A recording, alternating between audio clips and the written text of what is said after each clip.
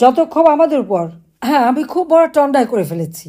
পূর্বাচলে 10 কাঠা করে জমি নিয়েছিলাম। আমারও মনে হয় এখন যে আমি কেন এই ভুলটা করতে গেলাম। আমরা তো যা ছিল সব বিলিয়ে দিয়েছিলাম। 32 আমার বাড়ির ট্রাস্টে জনগণকে দান করে দিয়েছি। যে টাকা ছিল সেই টাকা দিয়ে আমরা বঙ্গবন্ধু মেমোরিয়াল ট্রাস্ট করে হাজার হাজার ছেলে মেয়েকে পড়াশোনা, চিকিৎসা, ওই 21 গ্রেনেড হামলার আহত নিহত পরিবার, অন্যান্য দুস্থ পরিবার, তাদেরকে আমরা সাহায্য করতাম। এমনকি এখান থেকে 5 কোটি টাকা দিয়ে ফান্ড তৈরি করে, প্রধানমন্ত্রীর কার্যালয়ে ফান্ড তৈরি করে এই ভূমিহীনদের জন্য জমি কেনার জন্য আমি দিয়েছিলাম আমাদের ট্রাস্ট থেকে। আবার কোভিডের সময় বঙ্গবন্ধু মেমোরিয়াল ট্রাস্ট থেকে 5 কোটি টাকা দিয়ে এই কোভিডের সময় আর্থিক সহায়তা দেওয়ার জন্য আরেকটা ফান্ড প্রধানমন্ত্রীর কার্যালয়ে করে দিয়েছি। 10 কোটি টাকা আমরা দিয়েছি শুধু এই কাজে। তাছাড়া বিভিন্ন জায়গায়, বিভিন্ন হাসপাতালে চিকিৎসার ক্ষেত্রে আমরা অনুদান দিতাম। আমরা তো নিজেদের জন্য কিছু চাইনি, নিজেদের জন্য কিছু করিনি।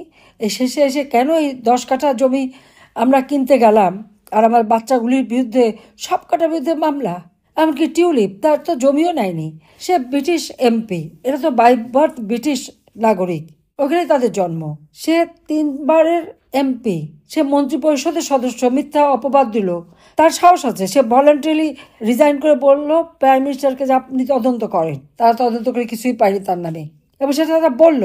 অথচ তাকে শাস্তি দেয় ব্রিটিশ নাগরিক, ব্রিটিশ এমপি, তাকে শাস্তি দেয় বাংলাদেশের কোর্ট।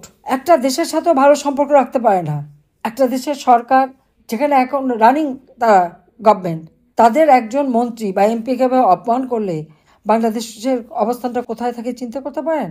সেটা নিয়ে চিন্তা আছে তা না। ওই বঙ্গবন্ধুর 2 মেয়েকে মারতে পারেনি, এখন তাদের 2জনের বা সন্তানদেরকে শেষ করো।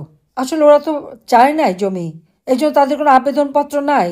কিন্তু রাজুকের এই আইনেই আছে সরকার প্রধান হিসেবে যে কাউকে আমি জমি দিতে পারি, এটা যে সবাই পারে, এবং অতীতেও দিয়েছে সবাই। ওই 81 সালে বিএনপি গভর্নমেন্ট জিয়া মরার পরে খালেদা জিয়াকেও গুলশানে বাড়ি দিয়েছিল।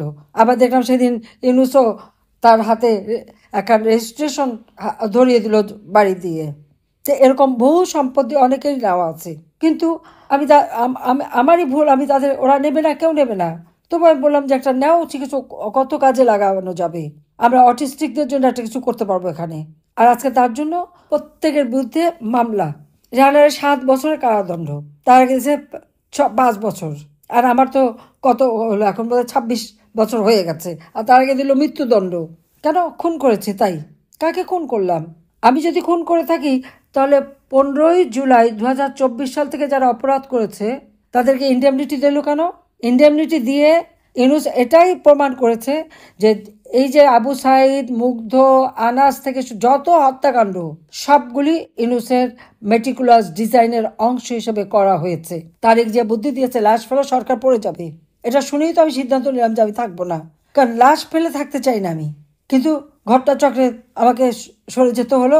যদি আমার সিকিউরিটি ফায়ার ওপেন করতে বলতাম, কত মানুষের লাশ পড়তো সেটা একবার চিন্তা করে দেখেন তো।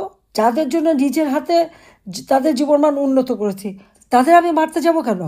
অথচ সেই অপবাদ খুন করে ইউনুস বাহিনী, যত জঙ্গিদের দিয়ে, শিবির, ছাত্রদল, বিএনপি, জামাত, আর ওই জঙ্গি সংগঠনটা ইউনুসের মেটিকুলাস ডিজাইনের অংশ। আর সব মামলা হলো আমাদের বিরুদ্ধে, আর সব খুন নাকি আমরা করে ফেলেছি। 400 450 খুন একই দিনে, একই মামলা, 2-3 জায়গায় একসাথে। আমি 2-3 জায়গায় একসাথে। সেই আমেরিকা থেকে জয় গুলি করছে, আর রেহানা লন্ডন থেকে গুলি করে মারছে, আর ববি টিউলিপ সব ওখান থেকে গুলি করে মারছে। এই তো বলতে চায় এরা প্রত্যেকে কিন্তু বিদেশি নাগরিক। একটা বিদেশি নাগরিকদেরকে যদি এভাবে শাস্তি দেওয়া যায়, তাহলে ওই যে আহসান সাহেব, আমাদের বাংলাদেশ ব্যাংকের গভর্নর, তার মেয়ের যখন দুর্নীতির খোঁজ করতে গেল, তিনি বলে দিলেন ওরা বিদেশি নাগরিক, ওদের জন্য কিছু করা যাবে না। ইউনুসের মেয়ে আছে আমেরিকায়, বিদেশি নাগরিক, তার বিরুদ্ধে মামলা দেওয়া যাবে না। এখন তো দেখা যাচ্ছে সব মামলাই দেওয়া যাবে। কার কার, আর আজকে যারা এখন ইউনুসের সাথে আছে উপদেষ্টারা, সব অধিকাংশ বিদেশি নাগরিক, প্রত্যেকের বিরুদ্ধে মামলা করা যাবে। এই দুয়ারটা খুলে দিল, ভবিষ্যতে দেখা যাবে। কাজে এই অলক্ষী দূর করতে না পারলে এদেশের মানুষের ভাগ্য পরিবর্তন হবে না। আর এই অলক্ষীর মূল তো এই সুদখোর, খুনি, ক্ষমতালোভী ইউনুস। পূর্বাচলে ইউনুসের কত জমি আছে? তার তো 4080 কাঠা জমি আছে। 4080 কাঠা, আর আমাদের মাত্র 10 কাঠা করে, 60 কাঠা। 6000 টাকা বেতনের কর্মচারীর এত আসে থেকে? উত্তরাতে আছে 300 কাঠা, চট্টগ্রামে 87 কাঠা, এ তো আছেই। ফ্রান্সে তার বাড়ি, আবার এই কিছুদিন আগে নতুন ফ্ল্যাটও কিনেছে একটা। এই ক্ষমতা আসার পরে ফ্ল্যাট আর একটা কেনা হয়ে গেছে। ইটালিতে তার প্যালেস একটা কিনে রেখে দিয়েছে, সেখানে রিসোর্ট করেছে। কক্সবাজারে নিসর্গ নামের রিসোর্ট, পূর্বাচলে নিসর্গ নামের রিসোর্ট। আমেরিকায় ওই তো ধরা খাবে হিলারি ক্লিন্টনের সাথে। গ্রামীণ আমেরিকা ব্যাংক, ল্যাটিন আমেরিকায় তার সম্পদ। কোন দেশে না আছে তার সম্পদ? সে এত টাকা পেল কোত্থেকে? অস্ত্র চোরা কারবারি, ড্রাগ চোরা কারবারি, সন্ত্রাসী কর্মকাণ্ড ছাড়া এত অর্থ কেউ আনতে পারে? তার যে মানে একেবারে ভালো মানুষের চেহারার এখন মুখোশ উন্মোচন হয়ে গেছে। আর আমাদের জমি নিয়ে যাক লিল্লাহ, কোনো কিছু আসে না। লকার খুলে গহনা বের করছে। হ্যাঁ, আমরা ফকিরের না, আমার দাদা দাদি না, আমার নানা নানি সবারই ছিল, সবই রাখা ছিল। আমি তো প্রধানমন্ত্রী হয়ে কোনোদিন লকার খুলিনি, যাইও নি, তা আমি রাখলাম কোথায়? এ তো 75-এর পরে আমার হাতে যা দিয়েছে সব, আর পুতুলের বিয়ের পরে তার গহনা, ওই বিয়ে শাদির পরে যা ওখানে রাখা ছিল। আমার তো প্রধানমন্ত্রী হওয়ার পরে একবারও গেছি তো বলতে পারবে না তো? তখনই তো বুঝিয়ে দিয়েছিল সব, তখনও এটাই হইচই।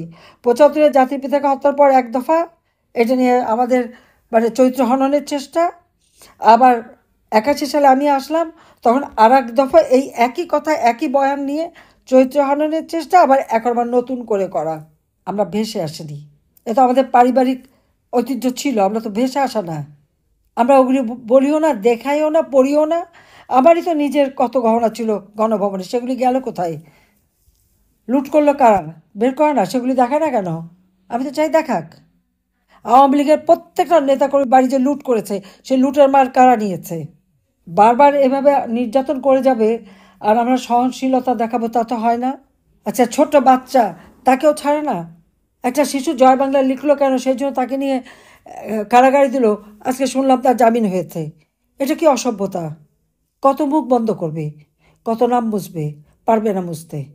বাংলাদেশ স্বাধীন করেছে জাতির পিতা, 30 লক্ষ শহীদের রক্তের বিনিময়ে আমরা স্বাধীনতা অর্জন করেছি। বাংলাদেশের মানুষের জীবন মান আবার উন্নত করব। আবার বিশ্বসভায় বাংলাদেশ তার সম্মান ফিরে পাবে। লাখো শহীদের রক্ত বৃথা যেতে পারে না। আর এবারে আমাদের যত নেতাকর্মীকে হত্যা করেছে, নির্যাতন করেছে, পায়ে পায়ে হিসাব নেওয়া হবে এবার। কাজে সবাই সেইভাবেই আপনাদের প্রস্তুত হতে হবে। আর এখন ভয় করার সময় নাই, এখন সকলকে রুখে দাঁড়াতে হবে। সেই যার যা কিছু আছে তাই নিয়ে এখন মোকাবেলা করতে হবে। ওই মব করবে আর আপনারা বসে থাকবেন, তা হয় না। সাথে সাথে প্রতিরোধ গড়ে তুলতে হবে। সকলকে ঐক্যবদ্ধ হতে হবে। জনগণ আমাদের সাথে আছে। ও যে কৃষকরা আজকে সার পায় না, তার সাহায্য কেঁদে মরতেছে, কই আওয়ামী লীগ থাকতে তো কোনদিন কাঁদতে হয়নি। সার কৃষকের পিছনে ছুটতো। কৃষক, শ্রমিক, খেটে খাওয়া মানুষ সকলের ভাগ্য নিয়ে এরা ছিনিমিনি খেলছে। কাজে এভাবে বাংলাদেশের মানুষের উপর অত্যাচার নির্যাতন আর চলতে দেওয়া যাবে না। কত মায়ের কোল খালি করেছে, কত সন্তানকে পিতাহারা করেছে, কত পিতাকে সন্তানহারা করেছে। কাজে এর জন্য সকলকে ঐক্যবদ্ধ থাকতে হবে। ও মামলা টামলা যাই দিক, ও আমি পরোয়া করি না। জন্মেছে একবার, মরবে একবার। আল্লাহ যখন নেবে তখন যেতেই হবে। কিন্তু তার আগে বাংলাদেশটাকে আবার বাংলাদেশের মানুষের অধিকার প্রতিষ্ঠিত করেই তারপর যাব। এটা আল্লাহর ইচ্ছা, সেই জন্য আল্লাহ বাঁচিয়ে নিয়েছেন। প্রত্যেকবার বাঁচান। কটিলপাড়া 86 কেজি বোম, সেই চট্টগ্রামের 24শে জানুয়ারি গুলি, বা 21 আগস্টের গ্রেনেড হামলা, আর এই যে 5ই আগস্ট, আল্লাহ তো কিভাবে কিভাবে আমাকে বাঁচিয়ে নিয়ে এসেছে। বাঁচিয়ে এসেছে এই জন্য যে বাংলাদেশের মানুষের ভাগ্য পরিবর্তনে কাজ করবো, সেই জন্য মনে শক্ত রাখেন, মনে জোর রাখেন। ওইসব হামলা মামলা দিয়ে আমাদের কিছু করতে পারবে না। কিন্তু ইউনূসের বিরুদ্ধে 38টা কোম্পানির ট্যাক্স ফাঁকির মামলা, 1111 কোটি টাকার ট্যাক্স ফাঁকির মামলা, 666 কোটি টাকার মামলার রায় হবার কথা ছিল 6 আগস্ট। তার দুর্নীতির মামলা, সব মামলা সে ক্ষমতা এসে বাতিল করেছে। এ মামলা তাবাদি হয় না। সবাই ভালো থাকেন, সুস্থ থাকেন। খোদা হাফেজ। জয় বাংলা, জয় বঙ্গবন্ধু। বাংলাদেশ চিরজীবী হোক।